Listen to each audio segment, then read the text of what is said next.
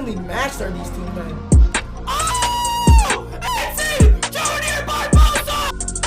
Oh! Holy crap, man. Oh!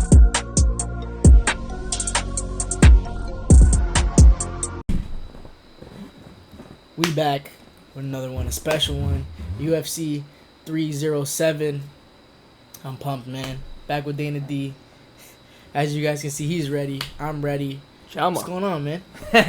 I mean, I'm super excited for this as well, man. Obviously, different scenery. You guys see we're in a different spot. This is probably most likely gonna be where you guys see the videos, you know, from for now at least. But yeah, super excited for this 307 card, Pereira versus Roundtree. Yeah, I think Two title fights. 2 title fights on the card. It's gonna be big. This is going to be very big. All right, guys. Before this video completely gets started and we let you guys know of all of our opinions and what we think is going to happen on this 307 card, make sure you guys let us know in the comments how many times me and Hunter say Chama. Big card. We got 2 fights. I think we could get straight into this breakdown. I mean, Yes, sir. first, what do you guys think of the new setup? Definitely let us know. I love it. I don't know about you, Dana, but I love it. It's comfortable. Yeah. These chairs are absolutely wonderful. Yeah, And it's I only love going to the get chairs. better. Yeah, honestly, I mean, it's freaking... it's just a door behind us, but, I mean, I guess we could spice it up or some shit. I don't know. We'll figure that out. We'll figure that out. If you guys have any suggestions, let us know down in the comment section. But, yeah, let's take a look at this. Let's get right into it and look at this. It's card art. What you guys think about this card art here, man? Not bad. Or this is not the card art. I'm crazy. This is the card art. It's tough to see a little bit, but not bad. Generic. You know, the 2 champ fights on the card. Doesn't look too bad. Alright, guys. So, I mean, just moving right into this first fight on the early prelims, you know, kicking off the entire card. We got Court McGee taking on Tim Means in this welterweight division. I'm going Dirty Bird all day on this. I don't really got much to say about this. Hunter, talk to me a little bit more, or talk to us really about this matchup and how these guys kind of stack up against each other in terms of, you know, stylistic stuff and otherwise. What do you got on these 2 guys? Well, combined 52 fights in the UFC for both of these 2 gentlemen, 39 and 40 years old. This could be it for either of these guys. I think they're going to go out there, balls to the walls. I got to agree, Tim Means is the favorite heading into it. Just kind of a shake-up one. I think it's going to be a fun fight. Nice go-home fight for the 2 gentlemen. And I'm going to agree with you. I got Tim Means in this one.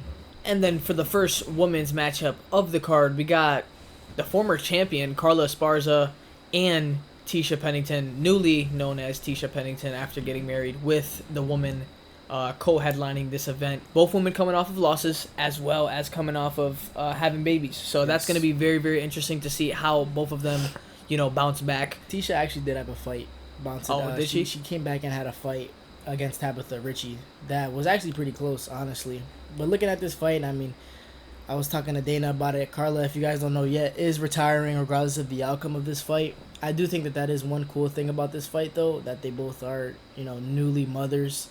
It's a slick thing, but Tisha Pennington, very well known for quick hands, Esparza, wrestling background. We all know what these 2 are going to bring if you've seen them before. I got Pennington in this one, considering the stylistically, you know, the matchup is a little bit different, but they're the same size. A little bit on the reach advantage for in favor of Esparza, but I think the hands of Tisha are too much. I mean, and also not to. I'm gonna go Carla Esparza just based off of the championship.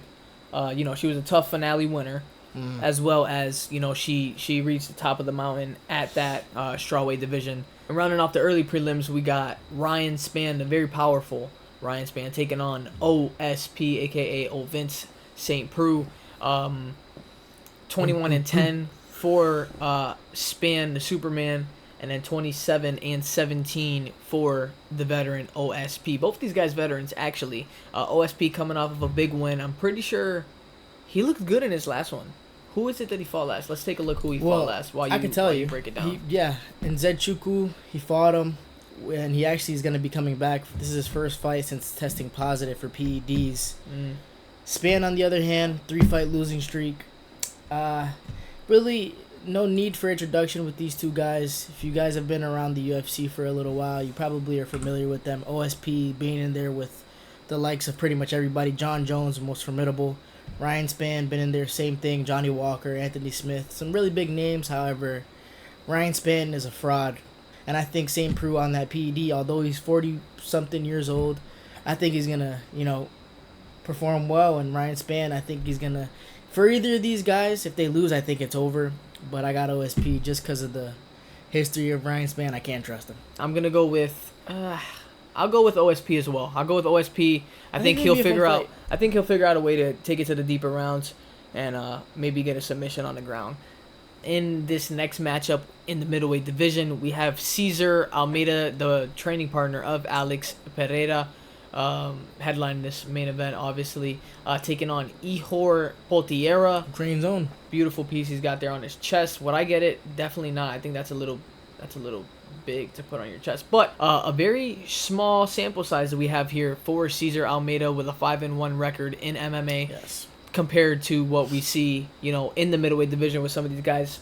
Israel Adesanya has had well over 100 fights in his career. Robert Whittaker has well over maybe 40 fights or 30 fights in his career in total, maybe. Experienced guys. Those are the guys at the top, is what I'm saying. And very small sample size, as I mentioned. Obviously, compared to his opponent, also a very big discrepancy there. He's got 20. He's 20-6. Both guys coming off losses. Brazil versus Ukraine. Hunter, talk to me. What you got on this fight? Well, first thing that comes to mind, obviously, as you mentioned, that small sample size for Caesar. But as you mentioned as well, he's a teammate of Alex Pereira. Alex Pereira, 11-2, double champ, fastest in 4 years he's fought. He's become a double champ. So and he's 36 years old actually, so that's a little thing to keep in mind. But he puts people out. He's got 3 first-round finishes. But on the other side, you got Ihor Potieria, slick striker. He's an out-the-gates type of guy. He's got 14 first-round finishes. I do think that he tends to gas out in his fights. I think Caesar's power is going to be too much for him, and I think he gets him out of there, late third round. And once he gasses out, he lands a big shot and finishes him. All of those guys that come out of Danbury are savages.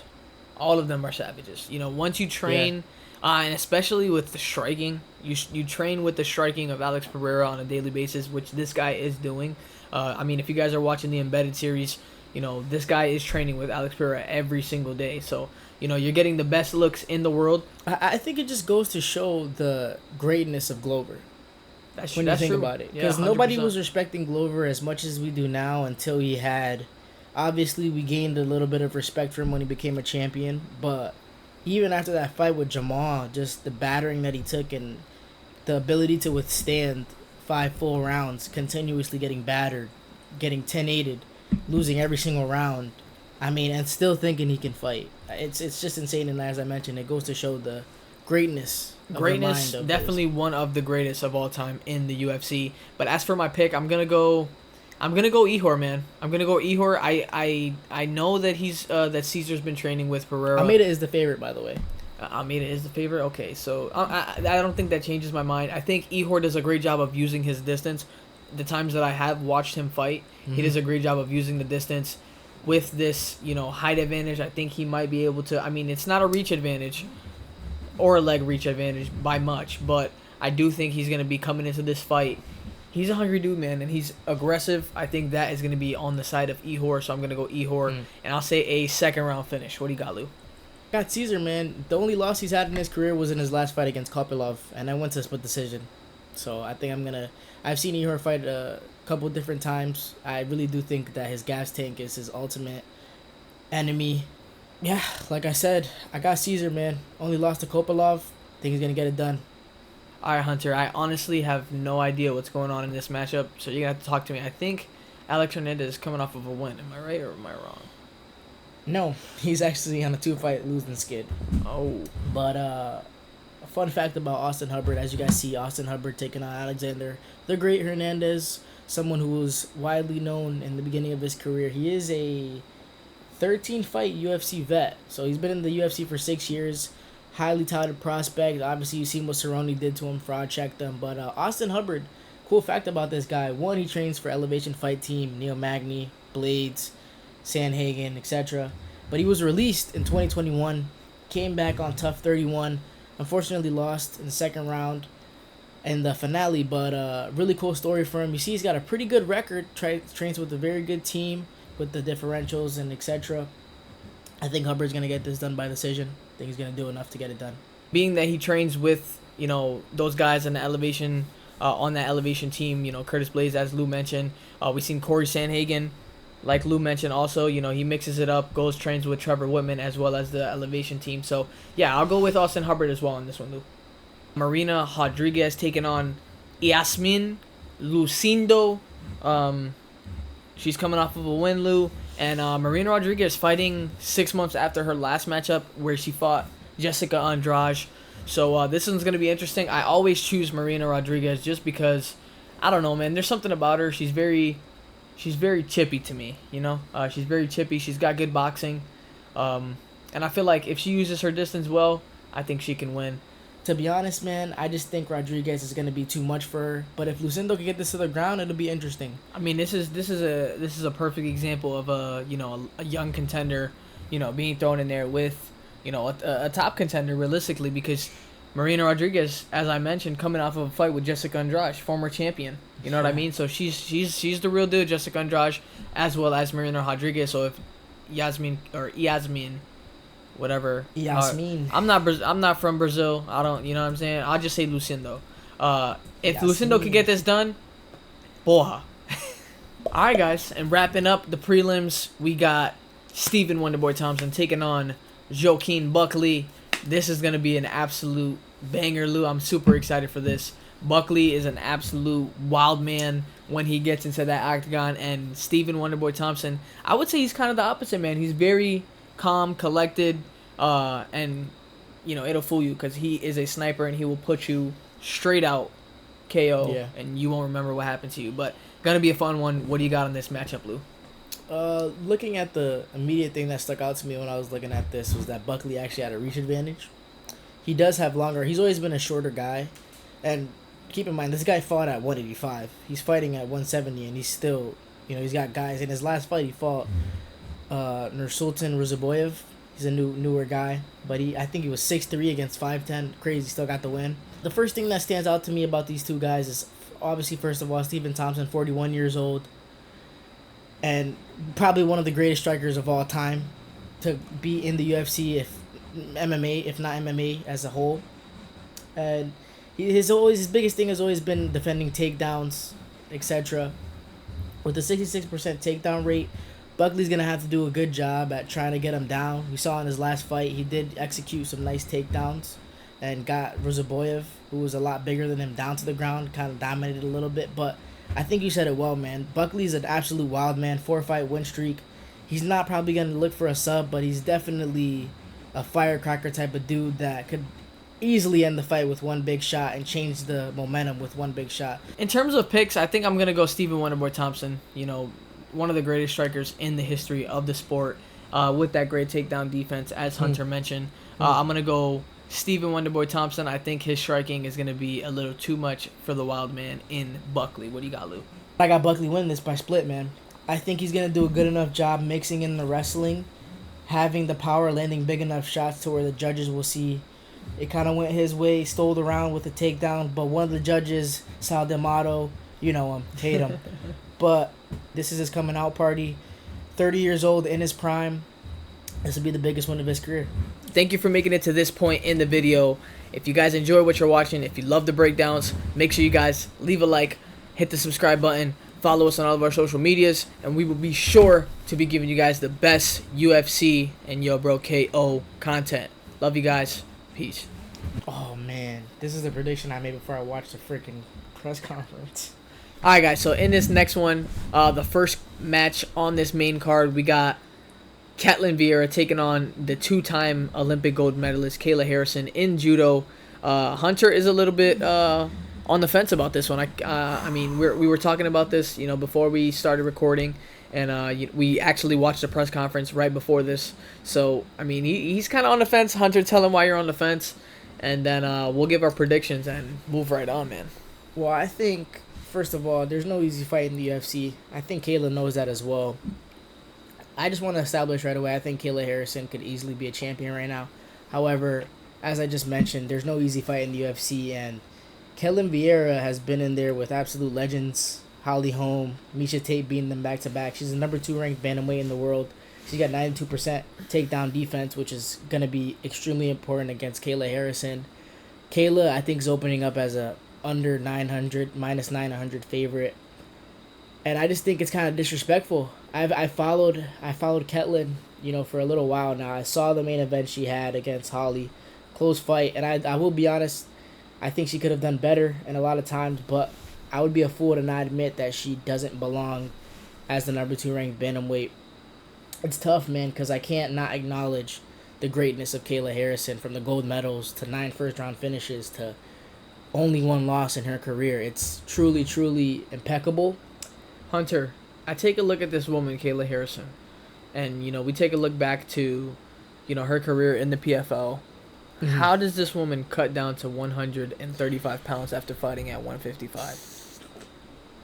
Being a competitor her whole life. It really goes to show how badly she wants this. 100%. It's super interesting. It's super interesting, this fight, because, in my opinion, I think she can easily be going for a championship fight. But yeah. I think KETLEN did a good job of, speaking up for herself, and kind of, letting her place be known here in the UFC. You know what I mean? Letting Kayla know, letting everyone know, really, that, hey, I mean, maybe you're not a rookie to the, fighting martial art, but you're a rookie to this UFC, and I've been working hard, and I'm going to go for my shot. I still think Kayla's going to get it done, with that being said, so I'm going to go with Kayla. I just think she's too much to handle, super aggressive, and, yeah, she's at a different level, man. One thing I wrote down, and one thing that's standing out to me again, 2-inch arm reach advantage, 2.5 on the legs, 92% takedown defense. KETLEN VIEIRA is going to shock the world Saturday night, and she's going to beat Kayla Harrison. Wow. Hot take from Hunter. Hunter's giving you guys a spoiler. I actually believe that she can do it. Oh my gosh. I don't know what's crazier. Low-key, Hunter's having second thoughts. Low-key second thoughts. Low-key second thoughts. No, I'm not. All right, guys. Moving into this next one, we got Roman Dolidze taking on Kevin Holland. Another matchup we have in this middleweight division. Yeah, this is going to be an interesting one. To see if Dolidze can really take the next step and beat a guy like Kevin Holland to kind of solidify his position in that middleweight division, being that Kevin Holland is a fan favorite. Got to keep that in mind. Yeah. Fan favorites. It's a big fight for Roman Dolidze. I just leave it at that, Lou. You see right away Kevin Holland's got a 5-inch reach advantage. It's going to play a huge factor with him being a striker compared to a wrestler. However, for a guy in Dolidze that fights at 205 consistently, I think Dolidze is going to grind it out. He's going to find a way to get it to the ground, and eventually he's going to ground and pound his way to victory. When I think about Kevin Holland, though, as you mentioned, the reach advantage, he's had bigger names to fight. If Dolidze can take him to the ground, utilize his wrestling, Kevin Holland's going to have a very hard time getting this guy off of him. He's a bear. Yeah, and I didn't want to forget to mention this, but I mentioned it to you earlier. Dolidze's really only bad loss was to Mavov. Mavov, the guy in his last performance versus Brendan Allen Brendan Allen last weekend. Holy moly, dude! Paris, he had that place jumping. But and Dolidze's been in the octagon. I'm going Kevin Holland on this one. I'm gonna stay with I'm gonna stick with Kevin Holland.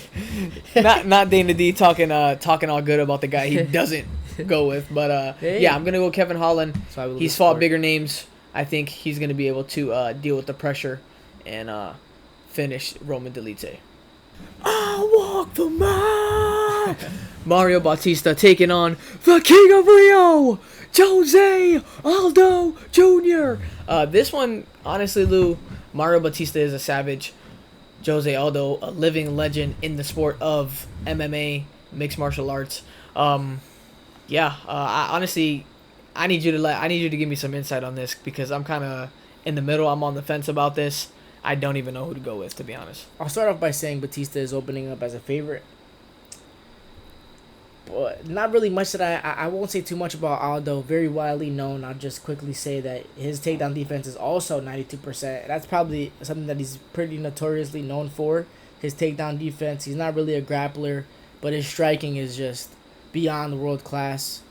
And as he got later in his career, he was a featherweight GOAT, widely known to most, but now he's fighting at bantamweight and he's never looked better. I think the Conor loss really took a big toll on him, but hey, Jose Aldo is looking good. Coming off of a very, very big win against a up-and-coming prospect in Jonathan Martinez. But Mario Bautista, man, 14-2. This guy is sensational once he steps into the octagon. Hunter, who do you got in this matchup? Well, I just wanted to give a little bit of backtrack for Bautista, give you guys an idea of why he's the favorite. 6-fight win streak. He's only been finished twice in his career. His average fight time just under 9 minutes at 8:40. Averages just over 2 takedowns for 15 minutes. And he's got 3 more subs than he does KOs. The guy fights with heart. Yeah, his record speaks for itself. 14-2. He doesn't lose. And he's only lost when he's gotten finished. So I think that's very telling. He's got an advantage in the height. And if he wants to win, I'll be honest, he's got to bring it to the ground. Having that said, I can't go against the King of Rio. He just looks too good, man. And Chama. I'm going to go Mario Bautista. I think this is a passing of the torch moment. I think his aggressiveness, and also I think he's ready. I think he's going to be ready for this moment. I think he's ready to move his career to the next level. I think he's going to be ready to move his career to the next level and get the win over the former featherweight GOAT. Hey, you've made it this far. Thank you, but listen. Like the video, sub up, join the Discord down below. You see all the socials. You know what to do. It's title fight time. Let's get back to it. Chama. Alright, guys, and in the co-main event, the women that will be stepping in there and letting their hands go. Raquel Pennington taking on Juliana Pena in a matchup that is a long time coming, man. It's a long time coming. Juliana Pena obviously winning the Ultimate Fighter season that both these women were a part of. These girls don't like each other, man. In the press conference, she's letting Juliana know she's gonna whoop her ass. So I think it's gonna be very, very, very, very interesting to see how this fight goes. You gotta think Raquel's got a different type of motivation coming into this fight. Being a new mother. But one thing I just have to mention about these are the best of the best bantamweights in the world right now. Outside of Kayla Harrison, I mean, these women have, for Pennington, she's only lost to Holly Holm twice, Jessica Andrade, Jermaine Duranmi, and Amanda Nunes. Mind you, none of those women, she's only been finished once in the UFC, and one of them has been against the GOAT, Amanda Nunes, in the 5th round, showed a bunch of heart. And as for Pena, only been finished 3 times, or only lost 3 times in the UFC to Shevchenko, Durandamy, and Nunes. These women are definitely, they belong here. 6-fight win streak for Pennington, and Pena beating the GOAT. I think that's telling on its own. This is a shake-up match for me, but I definitely want to get your opinion on it, having all these things said. To me, honestly, Lou, I think this is a pick'em fight for me because Pennington is the favorite, by the way. Pennington, well, just to me, I think you could go either or of these ladies in this matchup because I really do see a change in Raquel Pennington. In her attitude. After she just won versus Maribel Silva, she's going to be coming off of, the highs of highs, becoming that champion for her family. Mm-hmm. But then you got Juliana Pena, her teammate, Bilal Muhammad, just, shocked the world against Leon Edwards. So, she's got to be having, she's got to be feeling confident as well, wanting to bring another title to that Chicago-based camp. Honestly, man, I'm going to go Rocky. I'm going to go Rocky Pennington on this one. I think she gets it done. She's got the heart. She's got the cardio. And, I think she gets it done. I think it's going to go decision. Raquel Pennington and still. Juliana, she's going to have to be gritty this fight, as she always is, what she's so well known for. She's going to have to get it to the ground, get into deep waters, again, as she's so well known for. But she's going to have to make it dirty, ugly, and take advantage of opportunities that come up. She can't make mistakes. Raquel, obviously the better striker in this fight, a lot more crisp in the boxing. But Raquel's a black belt, and she's great. She's got 64% takedown defense and lands 32% of her strikes in the clinch. I think that's very important to look at, considering Juliana's going to want to grapple. After that press conference, and again, if you guys haven't watched it, I do highly recommend watching it. Go check it out, man. Changed my mind about the KETLEN VIEIRA fight completely. I mean, I was backing up Harrison until then. Raquel, she's got all the tools she needs to win. I think her boxing alone is what's going to carry her to victory because she's going to be able to fight off these takedowns and box her up like Amanda did very well. I think the only way Juliana wins is getting it on the ground and getting her in a very vulnerable position to where I don't think Raquel will find herself in. So that's why my pick also goes to Raquel by unanimous decision. There it is. Shema. All right, guys, and lastly, but definitely, certainly, 100%ly not least, we got Chama's very own Alex Pereira Boatan taking on Khalil Rountree Jr. Guys, this is one of the most interesting matchups we've had in a while. Khalil Rountree is a guy that's ranked number 8 in this light heavyweight division, but widely known as one of the most violent men in the UFC, taking on a destroyer and an absolute assassin in Alex Pereira. Everyone that Alex Pereira has touched has turned to dust. So I mean, this is gonna be one of the most fun fights we have, and one of the most interesting fights that we're gonna have in a while as well, Lou. You see Pereira 3 inches taller, about 2.5 reach advantage. Those leg kicks are absolutely brutal, but he said it himself on Embedded. He hasn't fought a lot of southpaws. Rountree has come out so many times, even on the press conference we just seen. He doesn't want to grapple this fight. And Dana, you can actually click on significant strikes and see these stats that these guys actually have. Yeah, so, I mean, it's tough, man. I think both of these guys, honestly, when this fight got announced, and I still think people are very adamant that this is a completely uneven matchup and Rountree has 0 chance. I'm the opposite, though. While I do agree with Pereira being a favorite, as this fight has gotten built up more, and as Rountree has been, in the center of media more, and I've seen what he's capable of and doing, it's hard to count a guy like him out. The way he fights, man, he's a killer. Yeah, you take into account he's got a Muay Thai background, and once we've seen him, move to Thailand, work on that Muay Thai. He came back and fought, I believe it was Eric Anders, and in that matchup he looked phenomenal, and he had the Muay Thai stance, the lifting the front leg up type stance. He looked phenomenal. This guy's one of the most vicious guys. If you haven't seen the Anthony Smith knockout and finish sequence, make sure you guys go check that clip out, because you will not regret it. This guy is ready to attack the guy that's at the top of the division, and Alex Pereira called him out. But this guy, Alex Pereira, is the scariest human being on the face of this earth, in my opinion, Lou. I think Alex Pereira gets this done. He is the absolute man. Chama. Khalil Rountree has been finished by Ian Kutalaba. He's been finished by Johnny Walker. That to me, and I haven't seen a lot of fights where he's gotten, a lot of leg kicks. That's another thing. I think in this fight, he's going to have to counter well. I do think there's a possibility and there's a world where Khalil Rountree shocks the world and knocks out Alex Pereira. Lou, by no means is this a one-sided fight. That's hard to say, to be honest. Being that, Alex Pereira has done what he's done to the opponents that he's faced. Yeah. Jamal Hill in his last one. It was Jamal Hill in his last one. Yuri was his last one. Before that, it was Jamal Hill. Yes. Israel Adesanya, we've seen him knock him out. And I can see Alex Pereira winning this matchup, moving up to the heavyweight division, and trying to become a 3-division champ, the first ever in UFC history. I'm going Alex Pereira, knockout. Poatan's on a completely different planet right now, and I do think the best asset he brings to the game right now is that he's only getting better. That's the most terrifying thing about this guy. Although Rountree has the knockout power, I can't go against Poatan. Not after Jamal Hill. Not ever again. Pereira gets this done. 2nd round KO. He's putting Rountree out, man. Chama. That's right. Alright, guys. That is going to wrap up this video of UFC 307, the breakdown video. YoBroKO's thoughts on it. We hope you guys enjoyed. Make sure you guys hit that sub button. Follow us on all of our socials. Join the Discord. We're going to have it all down in the description. We're going to be posting a lot of different things coming up very soon. Guys, coming soon. If you know, you know.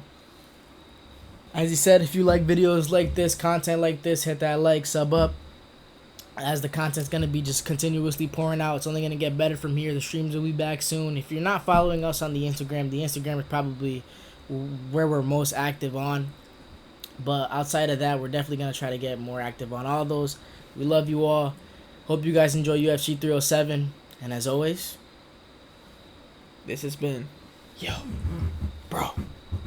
KO. And we out, man. Peace.